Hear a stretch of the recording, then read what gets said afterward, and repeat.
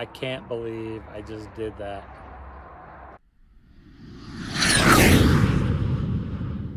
Hey, welcome to another episode of Heck Yeah Adventures. My name's Ben, and on today's episode, we're going to be talking about the ultimate container Barndominium shop extraordinaire. I'm going to go through the good, bad, the ugly on this ultimate container Barndominium build, and we're going to start that right now. All right, so I'm going to lay it out straight. My concrete guys missed on the footings, so even though they're tied to the footing really well, they should have been in 6 more inches to be able to hit the center of that footing. All right, now bringing you in here. I did have a lot of questions. I had a few people reach out to me and ask, structurally, are containers made to carry the weight of a barn like I have? And yes, it will hold. So this bar, a container comes built with a beam along the top here.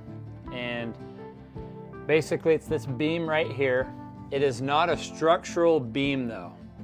Well, the way the containers work are, they are made to stack. There is heavy support. Let me show you right here. There is heavy support in these corner beams that come all the way down. Containers, you can stack 20 of them on top of each other because of these big, huge beams in the corners. So the problem is right here, these right here are not made for a lot of weight, load bearing. So these beams right here are not made for a lot of load bearing. So what I did, I actually framed the whole interior of both sides, and these are going to be sheetrocked and insulated, so foam and insulated, and then that will fix that issue. So that fixed that problem. I had a bunch of these from an estate sale I got, and I bought a bunch of those, and so I had hundreds of those. So I just actually went all the way up through, and there's studs on top of here, and they basically clamp these together. Anyway, so yes, they are structural, but they're not. And so that will fix these problems. This is not finished, but if you sheet this wall in here, that will be structurally sound at that point. All right, so you just saw inside this container right here how I framed the exterior and the interior wall. You notice right here that this is actually, so this roof line right here is actually bearing on this wall. So it's bearing on this wall right here. It's got, these are 2x8s. So once the 2x8s have been on, they are attached to this wall with hangers. And so these right here are actually really sturdy. So there's not a lot of weight that's bearing on this wall right here, but it is from top to bottom. We've got studs inside top to bottom that share that weight load.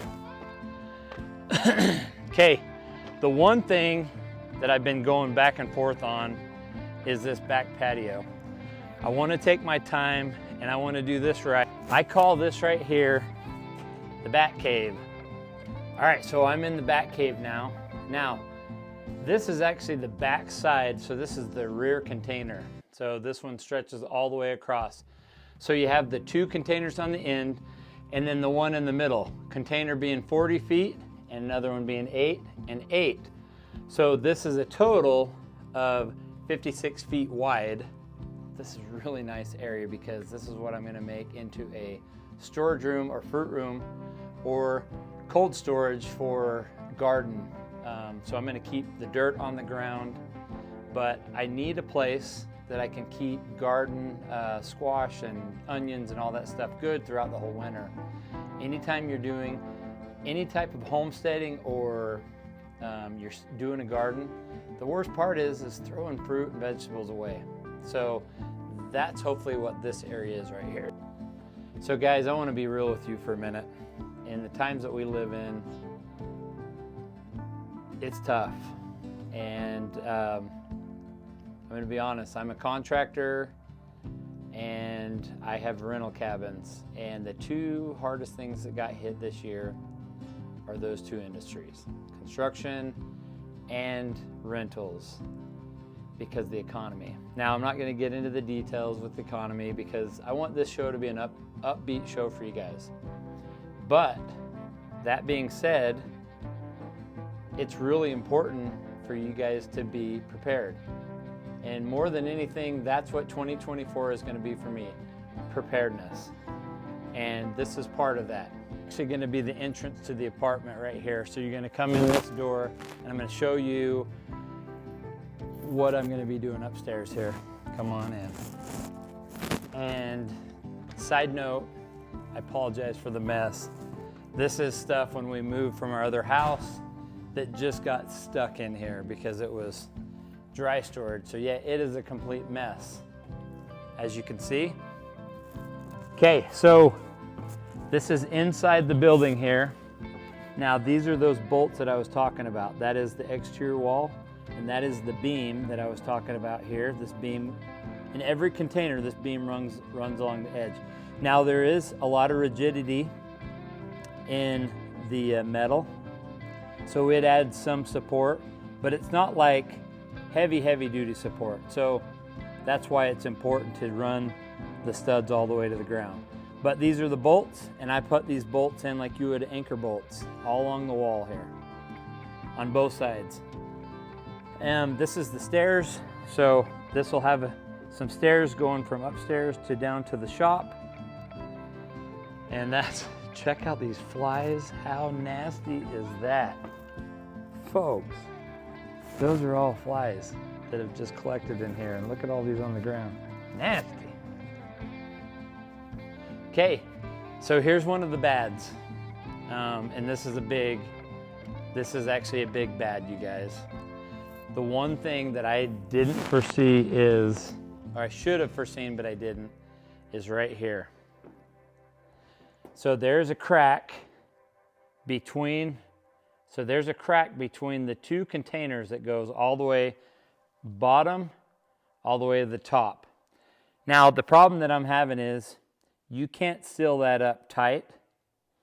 Well, I didn't see this, but I have to seal this up tight because I don't like mice, and I know you don't like mice, but we have a mouse problem. And the reason is because these mice can go right, and I'm not talking about just mice, I'm talking about rats, little squirrels, and it's bad. So to make this place 100% rodent proof, I've got to actually take, and this is where I messed up, I've got to cut this wood all the way to the back, and where the two containers come together, top and down the side, I've got to weld a strap in there.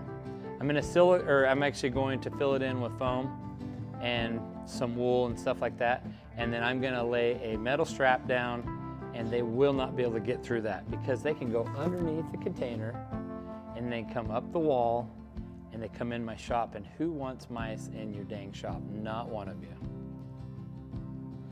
So don't get me wrong, I love this shop. It's amazing, it's awesome, so fun to come and do projects. I can start up the fire, it gets warm in here. It takes a long time because there's no insulation right now, but I'm not gonna deal with mice, and I don't think you guys should either. And I'm gonna show you what I'm gonna do to fix this. So right here, where the two containers come together. Now the good is, and I explained this in the first video, I've anchored this cement, which is almost 5.5 inches deep, but I've anchored every foot and a half, I've anchored concrete to the bottom of these containers. These containers aren't going anywhere, but here's your problem. See the squirrel crap and the mouse poop down there? That's the issue, is this gap goes all the way down and mice can get in here.